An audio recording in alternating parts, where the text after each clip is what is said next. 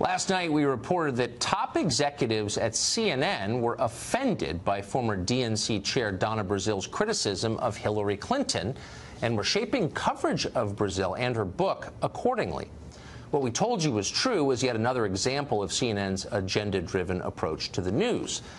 Well, CNN executives were apparently watching last night because today they issued statements to a number of different publications denying our reporting. Never happened, they said. Okay. Let's see if CNN will deny this. Last Thursday, Donna Brazile ran a book excerpt in Politico magazine. She described how the Hillary Clinton campaign basically took over the DNC during the Democratic primaries. The next day, which was last Friday, CNN chief Jeff Zucker held a conference call with some of his senior programming staff. He had seen Brazile's Politico piece and, according to a very good source, was, quote, fuming and enraged. Brazile is a liar, he said, and suggested that CNN's news show should demonstrate that she is. At least one participant on that call described plans to have Donna Brazile on CNN. And in fact, CNN producers did try to book Donna Brazile. So far, she has not appeared on the network. That's all factual. We await CNN's denial of any of it. Donna Brazile, by the way, will appear on this show tomorrow night. Glenn Greenwald has been covering the press handling of the Brazile story over at The Intercept, and he joins us tonight. Glenn, I'm not a Democrat, so I can approach this in a pretty non-emotional way, but I'm watching people cover this story, by contrast, very emotionally, and it feels like they've got a vested interest in a certain storyline. You know much more about this than I. You wrote a great piece on this. Tell us what's going on here. Well, they have a massive vested interest. Any of these journalists who pretend to be neutral but who are actually loyal to the Democratic National Committee and the Democratic Party as their overarching worldview, this is incredibly devastating for them. For one of their most loyal operatives, an African-American woman at the highest level of party politics for 30 years, comes out and says that the process of choosing their candidate was rigged, that there was smoking gun evidence that she discovered in the form of an agreement that gave control over the DNC to Hillary Clinton before the primary even began, and that she was horrified by what she called this internal corruption. So if you're a Democrat, how do you respond to that? It's very difficult. None of their smear tactics work against Donna Brazile. And what they decided to do was manufacture a whole series of lies about what this contract actually said and didn't say, and then fed it to their favorite journalists at MSNBC, CNN, and online, all of whom blindly endorsed these outright falsehoods. It was really shameful and extraordinary conduct on the part of these journalists. What's so interesting, though, is you'd think of journalists as identifying instinctively with the underdog, who in this case obviously was Bernie Sanders, and yet they don't. And again, I'm looking at this from outside, but I watch them sort of dismiss Sanders, who got, 40-odd% of the vote, as this buffoon and kind of a speed bump on Hillary's rightful path to the presidency. Why do they identify with Hillary over him? I mean, Hillary Clinton is the establishment figure in the Democratic Party, and if you identify with the Democratic Party as opposed to being a leftist or some kind of an ideologue or just somebody who wants to radically change the political culture and the political system, Hillary Clinton is going to be somebody you're going to swear your fealty to. I personally don't mind that these journalists adore Democratic Party establishment leaders. I think they have the right to have that as their cause. I think journalists ought to have opinions. But what I think is really offensive are two things. Number one, when they pretend that they don't have opinions, that they're really neutral, and they conceal and therefore deceive what their true allegiances are.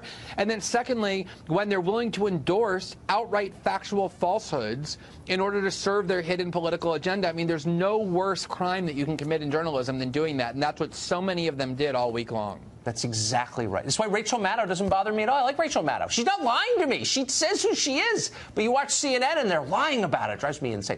Glenn Greenwald, you are a brave man and a very precise one. I appreciate your coming on. Thank you. Thanks, Tucker. We're not done with this story. Tomorrow night, we're going to sit down with Donna Brazile herself to talk about her new book. I think it's her first appearance on cable. She's got remarkable claims in there. We have it, and we're going to have quite a conversation with her, so stay tuned. Jason Chaffetz, former House Oversight Chairman. He's now a Fox News contributor. And Zach Pecanis, former senior DNC advisor, who also worked on the Clinton campaign. Zach, so let me go to you first and get your reaction to all of this. I mean, look, I think that it is really unfortunate that it's coming, that this book is being put out right before the election. I mean, I was one of the Clinton campaign staffers that wrote a letter that talked about how that this was not the campaign that we recognized. really most anything that is displayed in the book. So I think it is just generally pretty unfortunate. There are large swaths of the book that have been debunked. What do you think her basic fact motivation checks. is? Why would she lie in her book? Look, I mean, I can't speak to her motivation. Donna Brazile is a friend, and I like her very much. But I do think that this was incredibly unfortunate timing and choice to do this, especially right before the election. But so you have no guess as to why, why you're saying that she's not telling the truth? I'm saying that I think that it made for a good book. But she said she was disrespected by men on the campaign. She said that they would look at her and nod but not listen to her. He was so obsessed, basically, she said, with his data.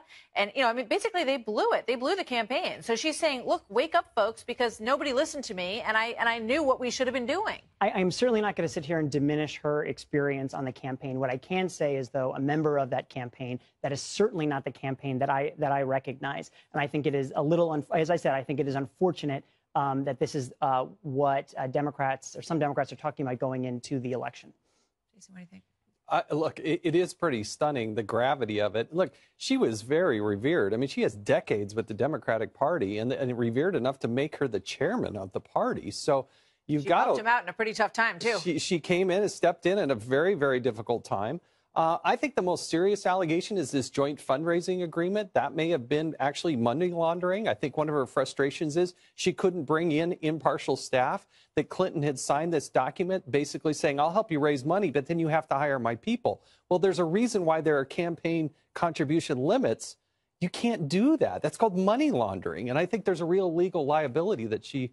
Zach's shaking his head. Why, Zach? No, I mean, first off, the joint fundraising agreements are incredibly common. Donald Trump had one. Until after the nominee is picked, though. No, that's not true. Donald Trump had one before he was the nominee. You can't bypass that and put in your own people. Well, first off, that has nothing to do with the actual agreement. There was a memorandum of understanding that stated, and I will quote, all activities performed under this agreement will be focused exclusively on preparations for the general election and not the Democratic primary. This is an agreement. This is an agreement that was extended to the Bernie Sanders campaign. They said that if they raised money into the DNC, that they could have a say in how that money was spent. They decided not to do that, but they did decide to complain about it afterward. All right, guys, I want to get your thoughts on this other issue today of the Comey draft statement. Back on May the 2nd, 2016, he drafted a statement in the investigation of Hillary Clinton saying that there was evidence to support a conclusion that Secretary Clinton and others used the private email server in a manner that was grossly negligent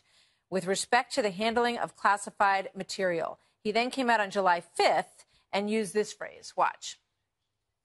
There is evidence that they were extremely careless in their handling of very sensitive, highly classified information. So, Jason, why did grossly negligent become extremely careless, and what difference does it make? Well, within the statute, you don't have to prove intent. But that's where the FBI director continued to go, is to say, well, we couldn't prove the intent. What's in the statute is gross negligence. So that begs the other question is, if that was in the original statement, why did you take it out? And the other huge question I have is, why were you drafting a statement weeks before you've even interviewed what ended up being nearly 16 people, including the primary suspect herself, Hillary Clinton? If a judge had started to write his opinion before the trial was over, wouldn't we all look suspiciously at that and say, what in the world are you doing? I got to go. I'm going to give Zach one very quick response. I think you guys got to pick your attack on James Comey. First, it was that he was too hard on Hillary Clinton, and that's why he needed to be fired. But now it was that he was too easy on Hillary Clinton. You guys got to pick one of your nonsense attack lines. There's no Democrat that would vote to reconfirm Jim Comey. It should be one thing. You know what? Let me just say this. What we're talking about is very specific here, and it is the statute language, grossly negligent. So it's a very legitimate question to say, why would that language be removed from the statement several months later? It's a perfectly legitimate question to ask of the Attorney General as he went, the head of the FBI as he went through it. It is simply an attempt to undermine the FBI at a time when they are bringing down indictments on the Trump. Black and white it's just to look at the language and a question why. And it's a hypocritical attack given the way that the people were attacking James Comey. I don't know why anyone would be afraid to ask questions about why the FBI director would change his language on something like that. It's a perfectly legitimate discussion. Thank you very much, you guys. Good to see you both.